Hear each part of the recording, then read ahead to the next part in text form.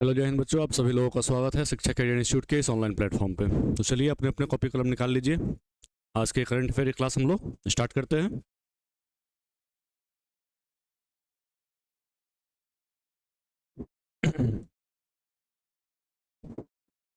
शुरू करते हैं तो आइए अपने पहले प्रश्न को देखते हैं।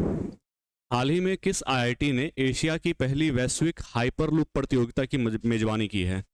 हाल ही में किस आईआईटी ने एशिया की पहली वैश्विक हाइपरलूप प्रतियोगिता की मेजबानी की है? आईआईटी कानपुर, रुड़की, मद्रास या फिर बॉम्बे? आइए देखते हैं इसके बारे में।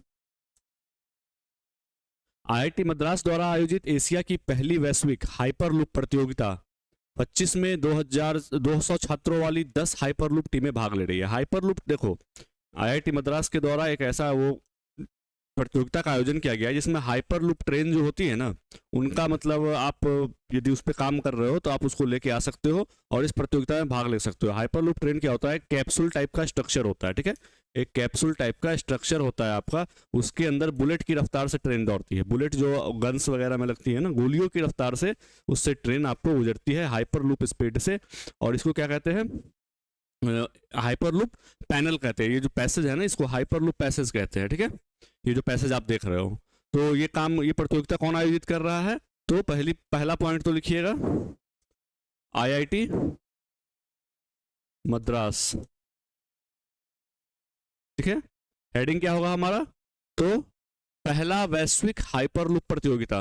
हेडिंग डालिए, पहला वैश्विक हाइपरलूप प्रतियोगिता। पहला वैश्विक हाइपरलूप प्रतियोगिता। आयोजक कौन है? तो आईआईटी मद्रास। यह एक हाई स्पीड ट्रेन जो लगभग वैक्यूम ट्यूब में यात्रा करती है, ठीक है। और किसकी रफ्तार से? बुलेट की रफ्तार से, बहुत तेज चलती है, ठीक है। पलक झपकते आपको कहीं से कहीं ले जाएगी, ठीक है। और एक बोला तो आपको कैप्सूल टाइप का स्ट्रक्चर बनाया होता है, मतलब ट्यूब रहता है और उसी में ये ट्रेन दौड़ती है, ठीक है। आईआईटी मद्रास ने देश का पहला प्रोटोटाइप हाइपरलूप ट्रैक तैयार किया है, ठीक है। और ये भी याद रखिएगा, ये जो ट्रैक तैयार किया है, हाइपरलूप जो ट्रैक है जिसपे ये हाइपरलूप ट्रेन दौड़ेगी, वो किसने तैयार किया है? तो वो भी आईआईटी मद्रास के द्वारा ही तैयार किया गया, ठीक है। तो सेकेंड पॉइंट में लिख लीजिएगा, पहला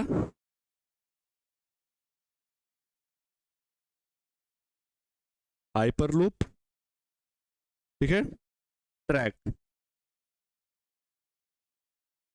ये प्रतियोगिता भी पहली बार हो रही है और पहला हाइपरलूप ट्रैक किसके द्वारा डेवलप किया गया है? तो आईआईटी मद्रास के द्वारा डेवलप किया गया, ठीक है। ये दो चीज हमारे एग्जाम के पॉइंट ऑफ व्यू से इंपॉर्टेंट है कि पहला हाइपरलूप प्रतियोगिता कहाँ आयोजित किया गया है, किसके द्वारा? तो आईआईटी मद्रास के द्वारा आयोजित किया गया है। दो चीज हमारे एग्जाम के पॉइंट ऑफ व्यू से इंपॉर्टेंट हो जाते हैं। आइए अगले प्रश्न पे चलते हैं। तो इसका करेक्ट आंसर क्या हो जाएगा? IIT Madras. Option number C is the correct answer. हाल ही में प्रधानमंत्री नरेंद्र मोदी ने कहां पर साउल सम्मेलन का उद्घाटन किया है? ठीक है, साउल सम्मेलन का उद्घाटन किया है। तो लिखिए हेडिंग, साउल सम्मेलन, ठीक है, साउल सम्मेलन, हेडिंग डालिए। प्रधानमंत्री नरेंद्र मोदी ने भारत मंडपम में school of ultimate leadership conclave के पहले संस्करण का उद्घाटन किया, ठीक है। School of ultimate leadership, SOUL, school of ultimate leadership, ठीक है, स्कूल ऑफ अल्टीमेट लीडरशिप। ये किसी बच्चों का स्कूल नहीं है, ये नेताओं का स्कूल है, ठीक है। जितने भी लीडर्स होते हैं, जितने भी नेता होते हैं ना, उनको लीडरशिप सिखाने के लिए, ठीक है, उनको किस प्रकार से जनता की के लिए काम करना है, किस प्रकार से आपको जो चुनकर आए हैं तो आगे किस प्रकार से अपने कार्यकाल को कंप्लीट करेंगे, किस प्रकार से काम करेंगे, ठीक है। जनता से उनको कैसे बातें करनी है, किस तरह से अपने जो एजेंडा है उसको कंप्लीट करना है, ठीक है। इसके लिए आपको इस सम्मेलन का आयोजन किया जाता है, ठीक है। School of ultimate leadership conclave का पहला संस्करण का उद्घाटन किया है, तो पहली बार इसका आपको आयोजन हो रहा है। याद रखिएगा, साउल का आयोजन पहली बार हो रहा है और कहाँ हो रहा है? तो न्यू दिल्ली में। पहली चीज लिखिएगा, कहाँ आयोजन हो रहा है? भारत मंडपम, न्यू दिल्ली, ठीक है, भारत मंडपम, न्यू दिल्ली। विभिन्न क्षेत्रों के अनुभवी नेता अपने जीवन के अनुभव और नेतृत्व से जुड़ी महत्वपूर्ण बातें साझा करेंगे। क्यों साझा करेंगे भाई? क्योंकि जो नए हैं, ठीक है, जो न्यू आपको पॉलिटिशियन इस फील्ड में आ रहे हैं, उनको वो बता सके कि किस प्रकार से आपको काम करना है। तो इसके लिए इस चीज का आयोजन किया जाता है। साउल एक उभरता हुआ लीडरशिप संस्थान है जिसे गुजरात में बनाया जा रहा है, ठीक है। इसका निर्माण कहाँ किया जा रहा है? तो गुजरात में बनाया जा रहा है, साउल स्कूल ऑफ आपको अल्टीमेट लीडरशिप, ठीक है, स्कूल ऑफ अल्टीमेट लीडरशिप, इसका फुल फॉर्म लिख लीजिएगा, स्कूल ऑफ, इसका फुल फॉर्म लिख लीजिएगा, पूछा जा सकता है एग्जाम में, फुल फॉर्म, ठीक है, फुल फॉर्म लिख लीजिएगा इसका, स्कूल ऑफ अल्टीमेट लीडरशिप। और पहली बार इस कॉन्क्लेव का आयोजन हुआ है, तो इसलिए एग्जाम के पॉइंट ऑफ व्यू से इंपॉर्टेंट हो सकता है। आगे बढ़ते हैं, इसका करेक्ट आंसर क्या हो जाएगा? New Delhi, option number B is the correct answer, New Delhi. Clear? आइए नेक्स्ट क्वेश्चन पे। निम्नलिखित में से कौन सा उपग्रह चंद्रमा पर पानी की खोज के लिए नासा द्वारा लॉन्च किया गया है? चंद्रमा पे पानी खोजने के लिए नासा के द्वारा एक उपग्रह, एक सैटेलाइट लॉन्च किया गया है, उसका नाम बताना है, ठीक है। Mars rover, lunar trailblazer, Wiser 1, Hubble telescope, ठीक है। आइए देखते हैं क्या हुआ इसका करेक्ट आंसर, ठीक है। नासा ने चांद पर पानी खोजने के लिए लॉन्च किया विशेष सैटेलाइट, उस सैटेलाइट का नाम क्या है? तो उस सैटेलाइट का पहला, तो उस सैटेलाइट का नाम लिखिएगा आप लोग लूनर ट्रेल ब्लेजर, लूनर, ठीक है, लिखिएगा हिंदी में, इंग्लिश में जिसको जैसे लिखना है, दोनों में सेम ही होगा, लूनर ट्रेल ब्लेजर, ठीक है। दूसरी चीज लिखिएगा, इसको लॉन्च किसने किया है? तो नासा ने लॉन्च किया है। किसने लॉन्च किया है? नासा ने। तीसरी चीज लिखिएगा, किसके रॉकेट से लॉन्च किया है? तो फाल्कन 9 रॉकेट से, फाल्कन 9 से लॉन्च किया गया। ये तीनों आपके एग्जाम के पॉइंट ऑफ व्यू से इंपॉर्टेंट हो जाता है, ठीक है। लॉन्चिंग आपका जो इस सैटेलाइट को जो लॉन्चिंग रॉकेट है वो कौन है? फाल्कन 9 है, नासा के द्वारा लॉन्च किया गया है, और सैटेलाइट का नाम है लूनर ट्रेल ब्लेजर। ये तीनों पॉइंट आपके एग्जाम के पॉइंट ऑफ व्यू से इंपॉर्टेंट हो सकते हैं। इसके जरिए यह पता लगेगा कि चंद्रमा की सतह पर पानी कहाँ है, चंद्रमा की सतह पर पानी कहाँ है। इसका मुख्य काम क्या है इस सैटेलाइट का? तो चंद्रमा की सतह पर पानी का पता लगाना है, इसको इसीलिए भेजा ही गया है। एक पॉइंट और लिखिएगा, चौथा पॉइंट, नासा का फुल फॉर्म लिख लीजिए, नासा का फुल फॉर्म लिख लीजिए, स्टैटिक के पॉइंट ऑफ व्यू से बहुत इंपॉर्टेंट है। नासा का फुल फॉर्म लिख लीजिए, मैंने यहां दे रखा है, इसको यहां से आप लोग नोट डाउन कर लीजिए। National aeronautics and space administration, national aeronautics and space administration, full form लिखिए नासा का, national aeronautics and space administration. और पांचवी चीज लिखेंगे, इसकी स्थापना, ठीक है। तो इसकी स्थापना कब हुई थी? 1958, ठीक है। कब हुई थी स्थापना? 1958, ये भी लिख लेंगे। तो इस क्वेश्चन में आपके 5 पॉइंट हो गए। एक तो सैटेलाइट का नाम, लॉन्च कौन किया, लॉन्चिंग व्हीकल किसका है, और नासा का फुल फॉर्म, साथ में नासा की स्थापना कब हुई थी। फाल्कन 9 के ब्रैकेट में लिख लीजिएगा स्पेस एक्स, फाल्कन 9 किसका है? स्पेस एक्स का है।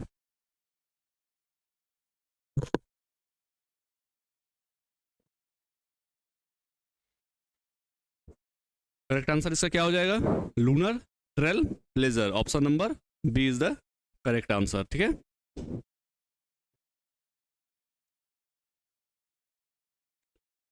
NASM SR मिसाइल, ठीक है, एक मिसाइल का नाम यहां दे रखा है। NASM SR मिसाइल का हाल ही में सफल परीक्षण किस संगठन ने किया है? तो हेडिंग डालिए, मिसाइल के नाम NASM SR missile, NASM SR missile, ठीक है। ब्रैकेट में इसका फुल फॉर्म, पहला पार्ट तो NASM SR मिसाइल लिखिएगा, तो उसका फुल फॉर्म साथ में लिख लीजिएगा, ठीक है।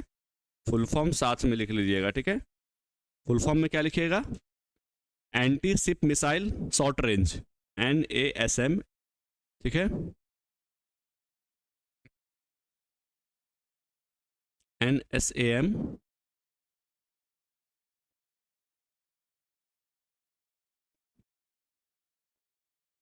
ठीक है। भारतीय नौसेना, अब इसका देखते हैं परीक्षण किसने किया है। तो परीक्षण किसने किया है? तो भारतीय नौसेना ने, रक्षा अनुसंधान और विकास संगठन, तो 2 लोगों ने किया है। एक तो भारतीय नौसेना है, भारतीय नौसेना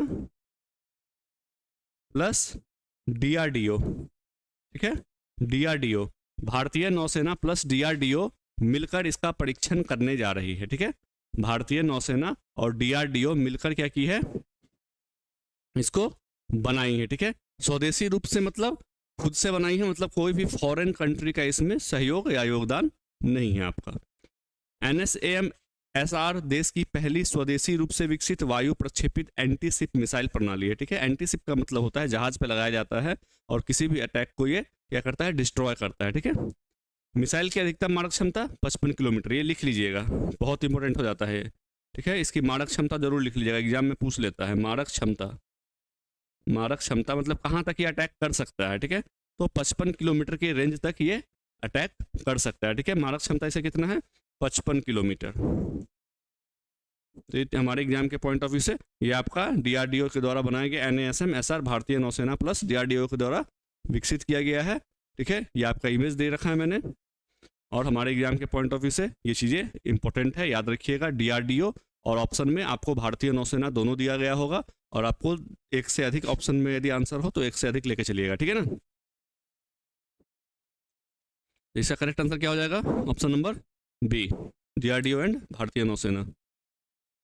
नेक्स्ट क्वेश्चन पे, किस राज्य सरकार ने स्कूली बच्चों को दुर्घटना बीमा प्रदान करने के लिए शिक्षा संजीवनी बीमा योजना, हेडिंग डालेंगे शिक्षा संजीवनी बीमा योजना, हेडिंग क्या डालेंगे, शिक्षा संजीवनी बीमा योजना।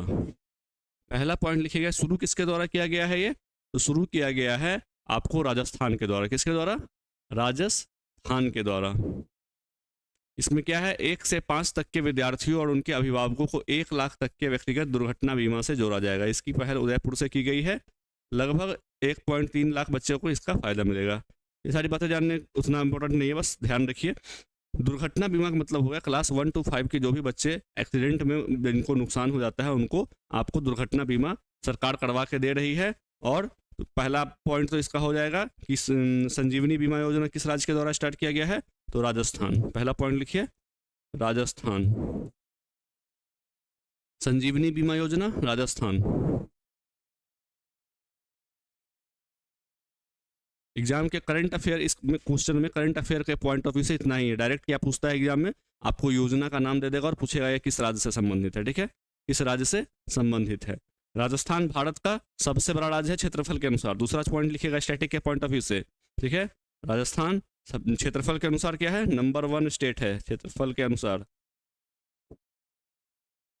दूसरा पॉइंट लिखेंगे स्टैटिक के लिए, क्षेत्रफल के अनुसार नंबर 1 पे आता है। ठीक है, तीसरा पॉइंट लिखेंगे राजधानी इसकी क्या है, कैपिटल लिखे जयपुर, कैपिटल लिखेंगे, कैपिटल लिखेंगे जयपुर, कैपिटल लिखेंगे जयपुर। CM लिखेंगे भजनलाल शर्मा। चौथी चीज लिखिए CM भजनलाल शर्मा। और पांचवी चीज लिखिए विश्व की सब पुरानी पुरातन जो सबसे पुरानी पर्वत श्रेणी है। ठीक है, दो तरह की पर्वत श्रेणी होती है, नवीन और पुरानी। नए वाले में आपका हिमालय आ जाता है, उसी तरह से पुरानी पर्वत श्रेणियों में आपको अरावली आता है। ठीक है, अरावली श्रेणी राजस्थान की एकमात्र पर्वत श्रेणी है जो कि पर्यटन का केंद्र है। ठीक है, अरावली श्रेणी कहाँ है, आपको राजस्थान में है, हरियाणा में है, दिल्ली तक में उसका आपको हिस्सा देखने को मिलेगा। उसके बाद माउंट आबू और विश्वविख्यात दिलवाड़ा मंदिर। ठीक है, यहाँ पे क्या कहते हैं, दिलवाड़ा जैन मंदिर। ठीक है, बनवाया किसने था, सर्च करके आइएगा, पता करके आइएगा दिलवाड़ा जैन मंदिर का निर्माण किसने करवाया था। और मैंने आप लोगों को शायद ये पढ़ाया भी है, तो आप लोग एक बार रिकॉल करके आइएगा। दिलवाड़ा जैन मंदिर हिस्ट्री की क्लास में मैंने आप लोगों को पढ़ाया था, तो दिलवाड़ा जैन मंदिर पता करके आइएगा किसने बनवाया था।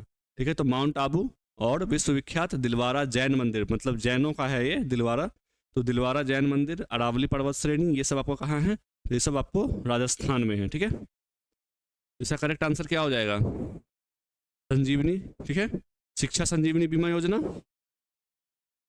कौन सा स्टेट हो जाएगा, राजस्थान। शिक्षा संजीवनी बीमा योजना डायरेक्ट आपसे क्वेश्चन पूछेगा किस राज्य से संबंधित है, तो राजस्थान।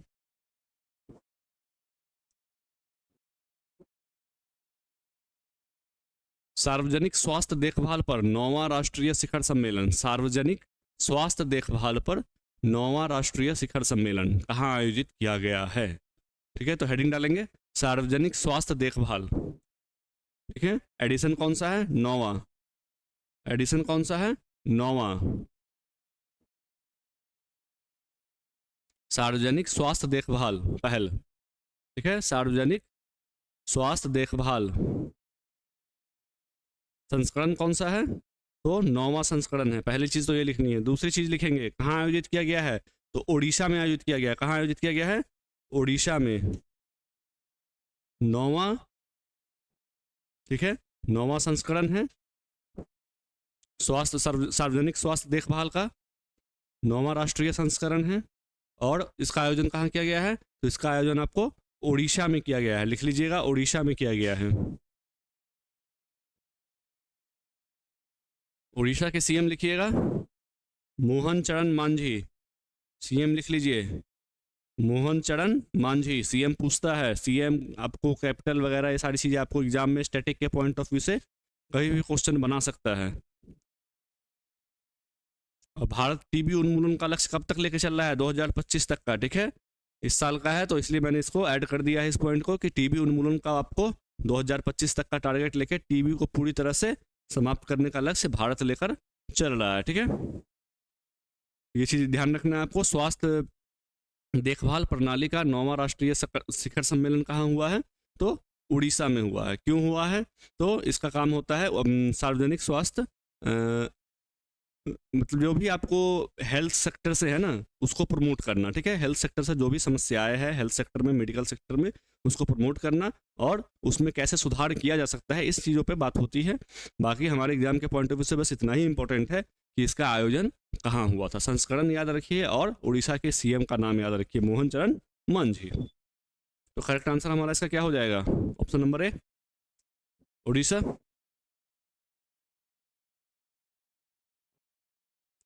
किस देश ने तीसरा साबा महिला बास्केटबॉल चैंपियनशिप 25 का खिताब जीता? हेडिंग डालिए साबा महिला बास्केटबॉल चैंपियनशिप। पहला हेडिंग डालिए साबा महिला बास्केटबॉल चैंपियनशिप, ठीक है। तो फर्स्ट में लिखिएगा विनर। विनर कौन है? विनर इंडिया है। संस्करण कौन सा था ये? तो तीसरा संस्करण लिखिए, तीसरा संस्करण।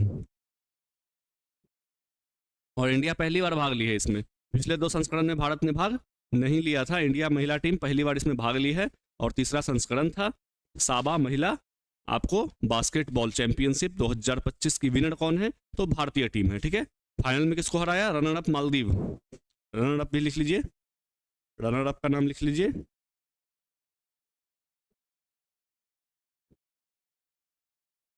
मालदीव, ठीक है। Runner up Maldives, winner India. Full form इसका होता है साउथ एशियन बास्केटबॉल एसोसिएशन, ठीक है, south Asian basketball association. Basketball में प्रत्येक टीम में कितने खिलाड़ी होते हैं? इस चीज को लिख लीजिएगा 5। क्रिकेट का आपको पता होगा, फुटबॉल का पता होगा, लेकिन बास्केटबॉल का बहुत लोगों को नहीं पता होगा। बास्केटबॉल में प्रत्येक साइड प्रत्येक टीम में 5 खिलाड़ी होते हैं। लिख लीजिएगा इसको, स्टैटिक के पॉइंट ऑफ व्यू से इंपॉर्टेंट हो जाता है।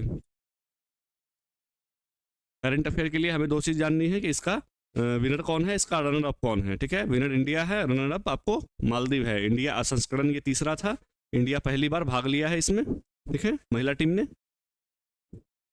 और बास्केटबॉल में प्रत्येक टीम में 5 खिलाड़ी होते हैं, ठीक है। करेक्ट आंसर इसका क्या हो जाएगा?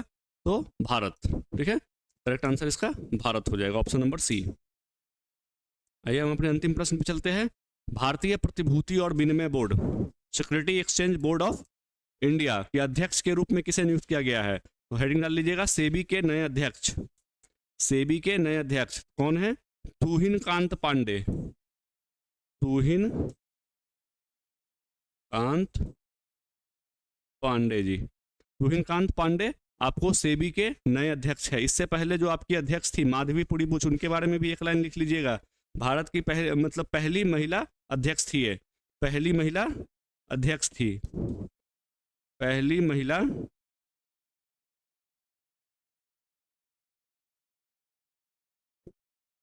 अध्यक्ष थी आपको सेबी की।